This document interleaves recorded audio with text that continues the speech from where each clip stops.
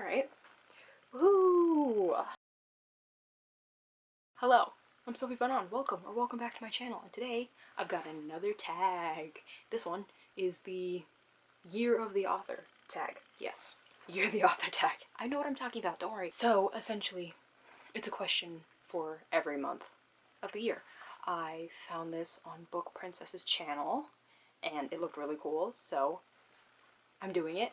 I'll link all the ones I've watched, and the original below. Let's just get into it.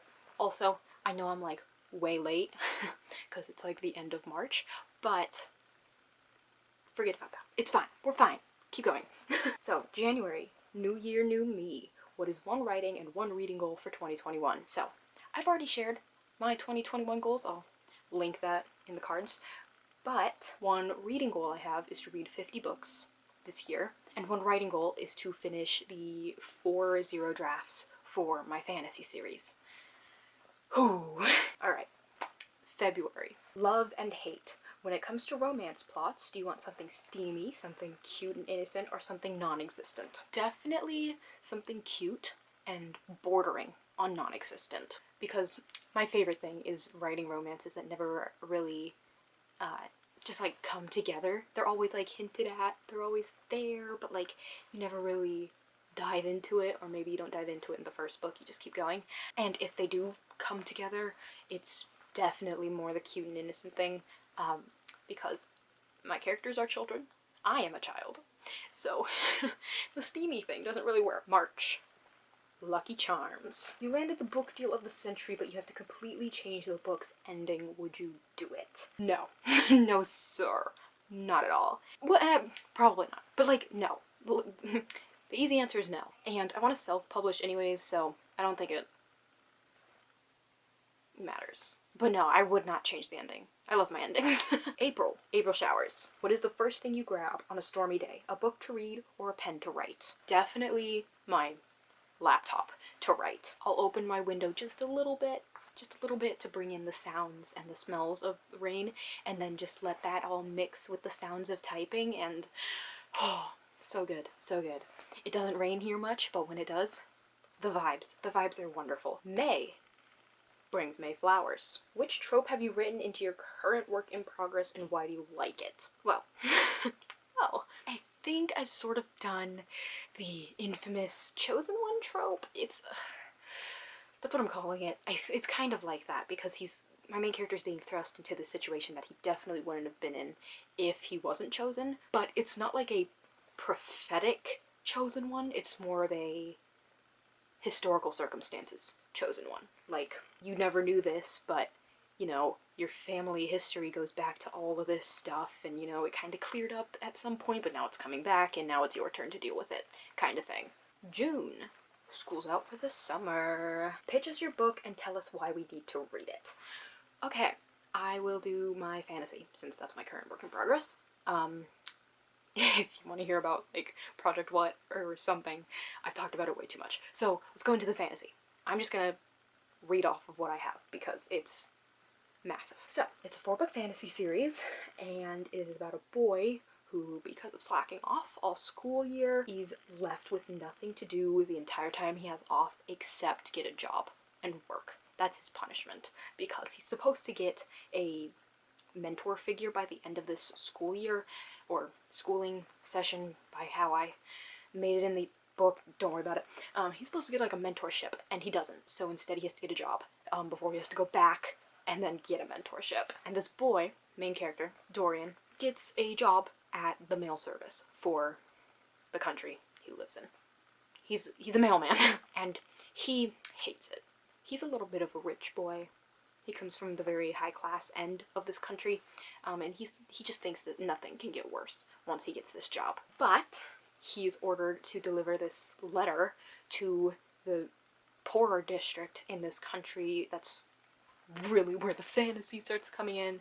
It's full of spells and potions and magic and hexing and all around just like bad fortune, because it's the lower class end of the spectrum. And little does he know that by delivering this letter, he had saved his own life entirely, which I guess contextually makes more sense. But he saves his own life and is also told for the first time that it could be ended prematurely. The woman that he delivers the letter to gives him 6 seemingly ordinary objects. They're like, one is a piece of folded paper, one's a pair of sunglasses, one's literally a like number 2 pencil, and is told that if he doesn't deliver these 6 objects to the right people in the right time, he will die with this woman, who is quite old and is on her last legs. So now he has no choice but to travel around this universe and deliver all these things because, you know, he doesn't want to die. And he also wants to figure out why this woman is choosing him to take all these things everywhere. That was a long synopsis, but you need to read this because I'm spending way too much time on this world building, okay? Every time I answer a question, it just presents more questions, so it just keeps going, and it's way too deep for, like, what the story needs. Like, I have a ton of stuff outside the context of the story, but have, like, nothing for the actual plot.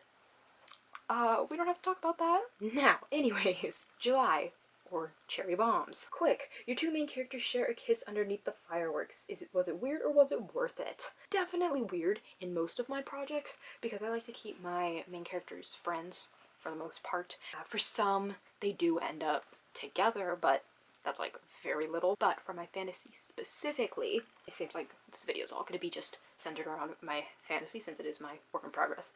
But it would be very awkward. They're like bros. Okay, my main characters, I'm calling my main character Dorian, and my secondary character, we don't get her POV, but she's like always there and we always get her input and stuff. Those are the 2 main characters that are showing, because it would be so weird. They are friends through and through.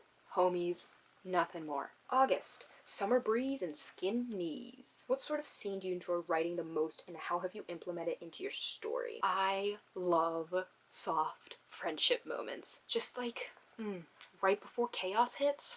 They're the best. I love them. I always put them in, like, right before everything starts to go wrong. So it's kind of like my calm before the storm. And then always after the chaos has ensued and they're back together and it's okay and they're gonna be okay. Maybe. September. Sweat weather. What genre do you think you will never write in?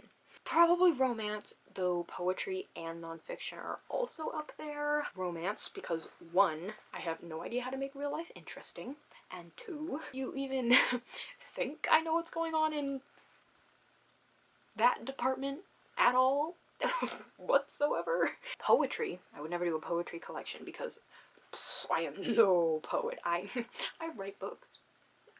They don't have great prose. I tried poetry and it's rough. So just no. Maybe with practice I can get better, but right now, no. And then nonfiction. I can barely chronicle my own thoughts in a way that is understandable. I cannot even fathom how I would be able to chronicle and, like, describe and put this information I've been collecting for, like, years into a book that makes sense. Like, it would not make sense. It would jump from here to here to here and nothing would be explained, which it is not how that works. Alright, we're nearing the end. Wow, this goes way faster than I anticipated. October. Black cats and broomsticks. If you had to write a horror book, what would it entail? Ooh, okay, well, I've wanted to script a sort of spooky graphic novel before. Like, I've had it in my head forever, but, like, I'm not very good at, like, drawing an art style that's consistent, or, like, drawing bodies and stuff, so I've never really, like, gone into the graphic novel part. Something with, like, a little girl protag, older brother, an overgrown greenhouse, and spirits. A lot of spirits and, like, monster-y sort of things that either harm or help our little protagonist. I don't think that counts, but that's my answer. November. Nano is life. Are you a hardcore nano writer or do you reject it? Hardcore. Hardcore nano, especially in November. Well, okay, not hardcore because my zero drafts never hit 50k, but I have a backup project once my nano project is complete, because I'll probably complete it in like 20 days. So I'll write like 30k in my nano novel, and then I'll always have a bigger project that I've been working on for longer that I'll use in my backup, because I try to keep all of my new project ideas for November now, since I have so many that are now ongoing, you know? And finally, December. A whole year, wow.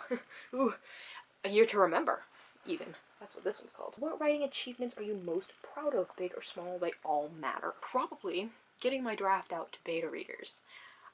It is probably one of the scariest things I've ever done, and maybe I jumped the gun. Maybe I jumped the gun because this is basically my second full year of genuinely writing, like full-time kind of thing. But I did it. I got it out to people, and that is wild. So far, everything has been good. So far, people have been enjoying it. I have gotten a few, you know, critiques and whatnot. Of course, that's the point. But so far, so good. So I think that's one of my biggest achievements currently, that it's out to people reading it. I can't think about it too long. Spooky stuff. But that is it. That is the whole thing. That is my year of the author. Honestly, if you have a channel, do the tag, tell me you did it, I'll check it out. But if you don't do YouTube, don't do videos, answer them below. I'd love to hear it, either way. Anyways, thanks so much for watching, thanks for being here, thanks for hanging out, and I hope to see you in the next one. Peace. Ah!